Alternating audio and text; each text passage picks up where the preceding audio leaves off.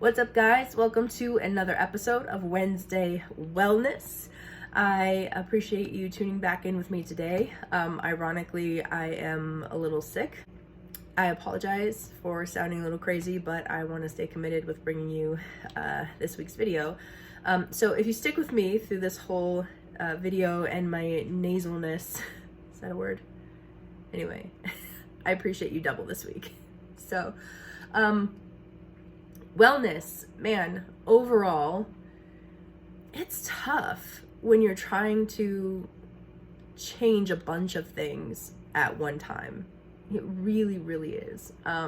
Most people would tell you just to, pick one or two things. Ideally, I agree, you want to give your full attention to a couple of things. But I'm a hot mess. That pretty much sums it up.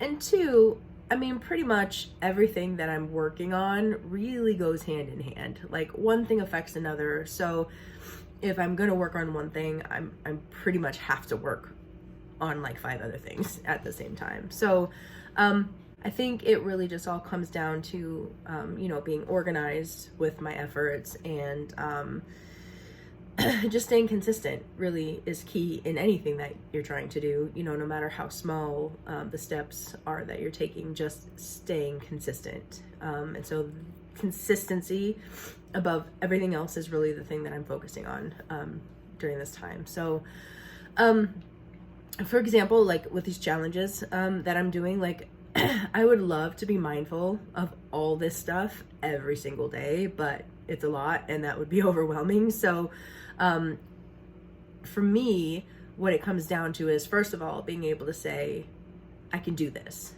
You know what I mean? Like it's stuff that really I would just blink and the year would be gone and I wouldn't do any of this stuff. So some of it may seem kind of minor, but at the end of the year, I will have done 52 things that I probably otherwise would not have done. Do you know what I mean? So no matter how small it may seem, it's just the fact that I'm consistently doing something and being committed to that something that I set out to do. So it's a big deal for me. And I am noticing an impact. I truly am. So while I may not be able to do everything every day, the goal is to be able to do something every day. And the more that I add to my list, the more opportunity that I have to do something, because now I have more options. So a couple of the recent weekly challenges that I did really focus on some internal things, finding things that I love about myself, forgiving myself, asking for forgiveness. Right? These are all parts of the healing process and are so incredibly necessary to heal in all of the other ways. Like for example, like with trying to lose weight, right? I think the good majority of Americans have probably struggled at one point or another with trying to lose weight. It's not just about weight loss. It's about knowing that my issue with my weight is impacted by my unhealthy relationship with food, that's impacted by my stress and my lack of self-love and care and all that kind of stuff. The way that I see myself and feel about myself and whatever. So it's imperative that I address all of those things if I want to have any kind of lasting impact on the physical. I think that's true with a lot of things that we try to address about ourselves. There's almost always an underlying issue that we probably need to get at before we're going to really have a lasting impact on whatever else it is that we're trying to change. There was something that I read not too long ago that was trying to help change your mindset on things like, for example, tasks that you don't enjoy, like, clean the house. So instead of thinking like, oh, I have to clean the house, changing your mindset to thinking, I deserve a clean home, or a clean home brings me peace, right? So thinking about it in a more positive light. Or like when it comes to, eating healthy, thinking I'm eating well because I love myself. I'm eating well because I'm nourishing my body, because I deserve to have a healthy body. And this is a great way to think and try to change your mindset. The thing is, if you don't believe that you deserve those things, it's very hard to get to that place. For me, I have just had such a negative outlook about myself for so long, that I didn't feel that I deserved those things. I didn't feel that I deserved to look good or feel good or treat myself well or, live in a nice place. I had just adapted to these negative things were a reflection of me. And I had just accepted that as truth. And it's hard to break out of that. So here's the thing. Even if you don't believe it, commit to saying it. Commit to telling yourself these positive things, because eventually it will start to change your mindset. I'm only just now starting to believe that I deserve better and need to live better and want to live better, and want to treat myself better. It's long overdue, but I'm getting there. So if you struggle with those types of things, just start off by changing the things that you are actually saying to yourself. Confess these positive things, even if you're not quite there where you actually believe it yet. Just commit to saying it. It truly will make a difference. So, quick story time. So, I attempted to start going to the gym. I went like the first week, or like a few days within the week, which was great. I woke up in the middle of the night one night, just had like severe heart palpitations, and my heart was just like jumping all over the place. I tried to rest, I tried to cough, I tried to lay down made it worse.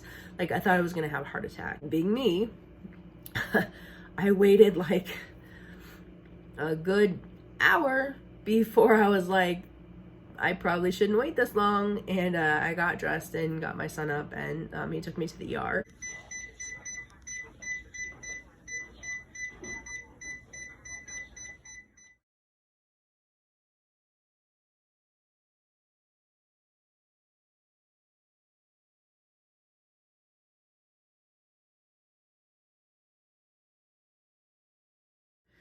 And so they get me back and do the EKG right away, and he's like, yeah, you're AFib. I'm gonna take this back to the cardiologist.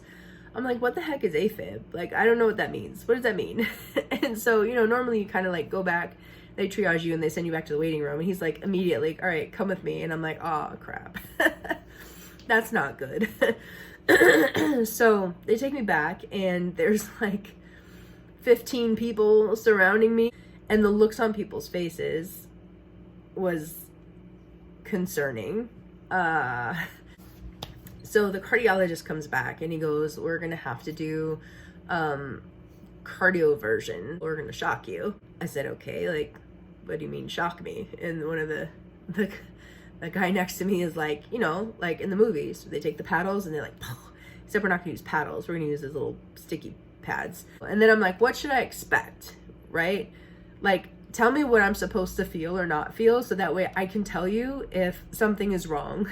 So I'm always afraid of, like, I don't know what I'm supposed to expect. So I don't know, how do you know when to interrupt the doctor, right? If something's wrong and the nurse is like, oh, you're not gonna remember anything because, we're gonna give you some meds. Oh, you're not gonna be completely under, but you're not gonna remember a thing. They go ahead and they prep me for that. And as the nurse is like she's putting on all the, the pads and stuff, and she's telling the other nurse, and we put this one here in case we have to do CPR.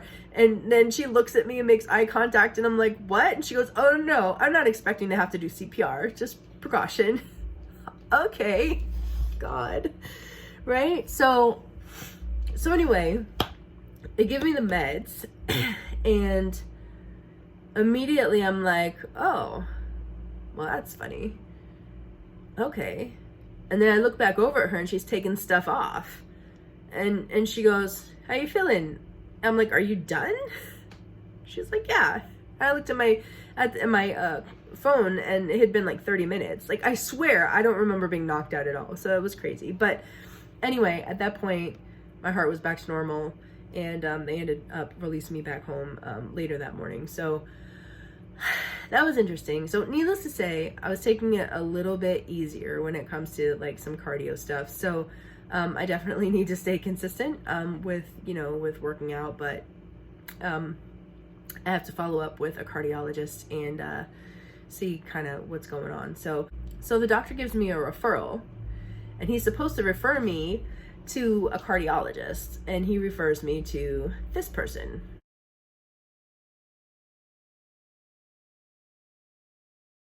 This person is not a cardiologist. This person is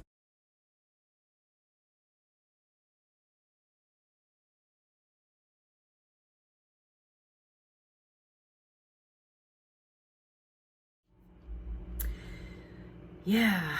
So, it makes you feel good when the heart doctor refers you to a doctor of lady bits.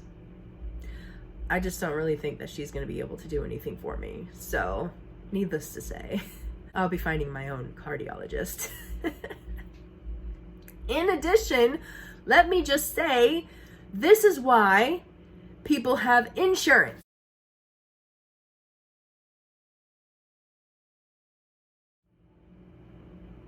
Do you see that? Are you kidding me? That's nuts. It's nuts. I mean, I get it, but oh my God. All I have to say is I'm extremely grateful that I do have insurance, and the only thing I have to pay is a $200 copay for the hospital visit, because that is ridiculous. So anyway, end of story time. Back to some catching up on what's been going on. So in addition to trying to hit the gym, trying to just get a little bit more activity, even if it's kind of doing some workouts around the house, or just using my cleaning as my cardio, because it counts. It does. I've also been trying to do more like meal planning, and trying new recipes is a big thing, because for me, I'm not big on actually cooking, and so I get bored really easily. So for me, like, healthy eating would be like baked chicken, like steamed broccoli, right? That gets old really quick. So I've been trying out some new things.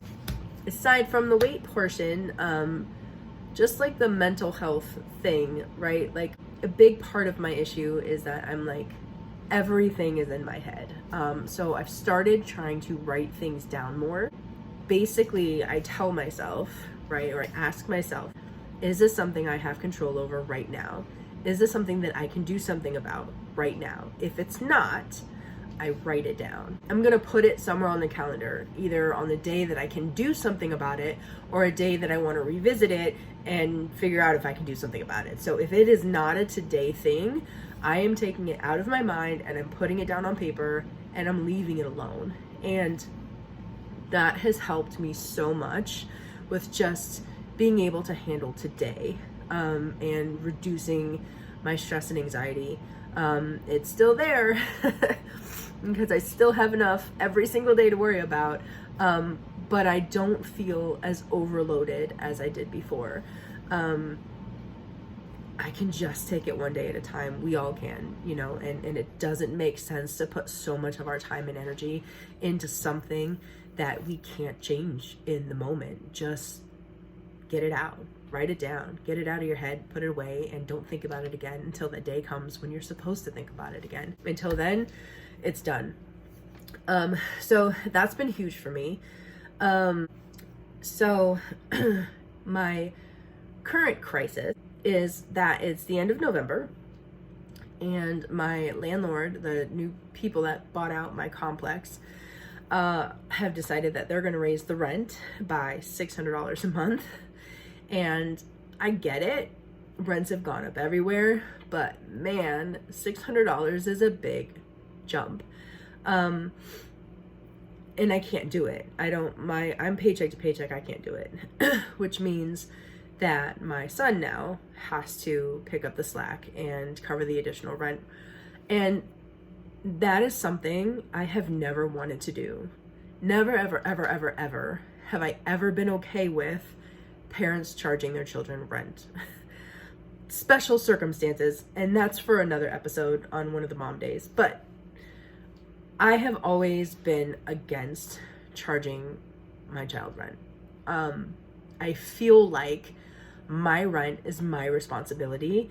It's not his. Like, he needs to live his life and go do his thing. He should not have to pay my bills. Times are a little bit different. Again, with everything going up a ridiculous amount, it's a special situation. And basically it's either he helps or we're all homeless. So honestly, that's what it comes down to. I haven't been able to find a second job that I can work remote yet anyway, because, you know, I don't have daycare at night for my son. And I'm going to be honest, I wouldn't want to have daycare at night for my son. I don't want to have him in daycare during the day and at night to where I never see him. Do you know what I mean? Like,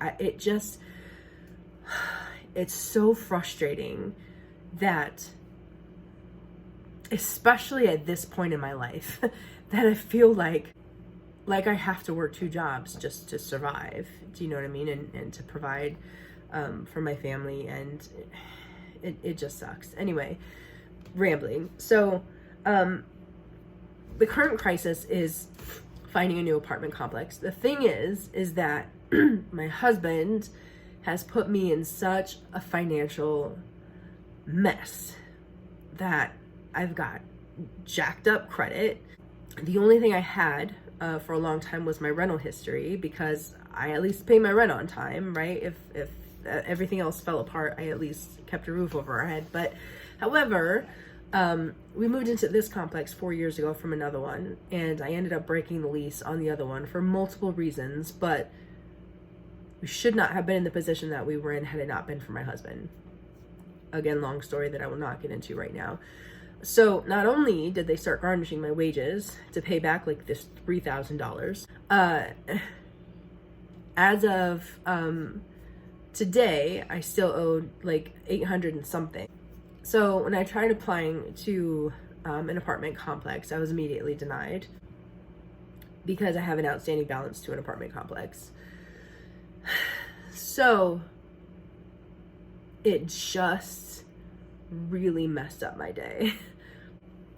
I'm trying to like move on with my life. I'm trying to like move on from this mess that he's had me in for so many years.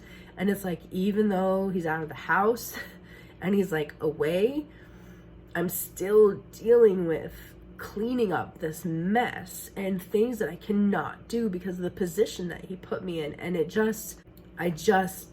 I had a breakdown, and I literally have been crying all day. So, you know, being sick on top of, you know, having an emotional roller coaster of a day is not fun. But I'm just a mess, and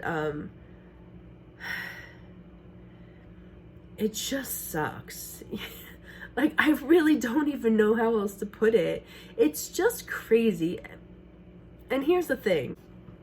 I should not have, but I did. I texted him, and I shouldn't have said a word, but I was so mad. And I felt like, if I have to be reminded of the mess that you have caused in my life, then you have to be reminded of the mess you've caused in my life. So it may have been immature, but I did it. I went in on him. I did. And I let him know how jacked up it is, man. And it's not even so much that he jacks stuff up in my life, but that he still doesn't care. He's had no desire to help. And I told him, like, honestly, listen, like, the debt was $3,000. It should have been paid off. And I told him, like, if you had just had a part-time minimum wage job, we wouldn't even be in this situation. Like, I wouldn't have been in debt. I could have taken care of it. No big deal. But the fact that you've never helped me at all, ever, you've paid not one bill, you've given me not one dime in 25 years. I have carried our entire family this entire time. It just put me over the edge. And I laid it to him. And this man had the audacity to come back and say, it's always about money, money, money with you. This is why I shouldn't have said anything, because it didn't make me feel better. It didn't make a difference. I was like, all right. Insanity laugh real quick. which just put me back to being mad at myself. And let's put the blame where the blame goes. All I had to do was leave him alone to destroy his own life years ago, but I wanted to help him better his life, and instead of helping him better his life, he just took me down with him. So all I have to say to that is, if you are in a position where you have a man, a male, an adult male, that refuses to be a man, leave that male alone, because he will ruin your life and destroy your mental health. That's all there is to it. I stuck around for love because I thought I loved him that much, and didn't realize this whole time that if somebody loved me back, they wouldn't allow me to go through that. It's not about money, it's about effort, and he put in 0. So yeah, after I'd say about 8 hours of crying today, I'm over it. I'm back to normal. I'm done being mad. I had my 8-hour moment. But yeah, I'm trying. I'm trying very hard. Here's the thing to remember, and I have to remind myself too, that when we're trying to heal, it's not always going to be straight upward. It's going to be like this. We're going to have highs, we're going to have lows, we're going to have moments where we feel like we've completely relapsed. And that's not the case. You're just going to have a moment, and you just have to push through it, and you just have to get up and dust yourself off and keep going. That's what it comes down to. So I had my moment, had my breakdown. I crossed the line, I understand, and I acknowledge that I crossed the line with sending him a text message, and I'm gonna do my best to just keep that communication cut and not do that again, because it's not gonna make a difference. I've done more than enough talking in my 2 decades with this man. Talking is not gonna make a change. He just is who he is. I'm done. So anyway, all that to say, we still don't have a place to live right now. And I have until the end of this month to either re-sign this lease or give them notice that I'm moving out. And I don't want to give notice that I'm moving out in case I don't have a place to go, and I don't want to re-sign the lease because I know that I can't afford the rent. So yeah, if y'all will just keep us in your thoughts and prayers, please, that something works out. And I really hope that next week I come back with the Thursday video and some good news. So we'll see how things go.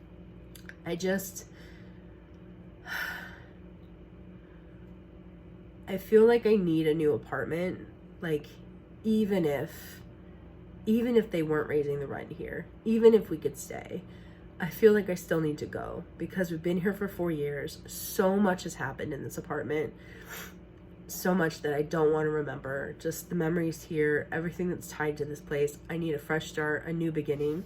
I just want to leave everything behind and just start over. I want to be able to look out my door and have a decent view. Right now, this is what I see.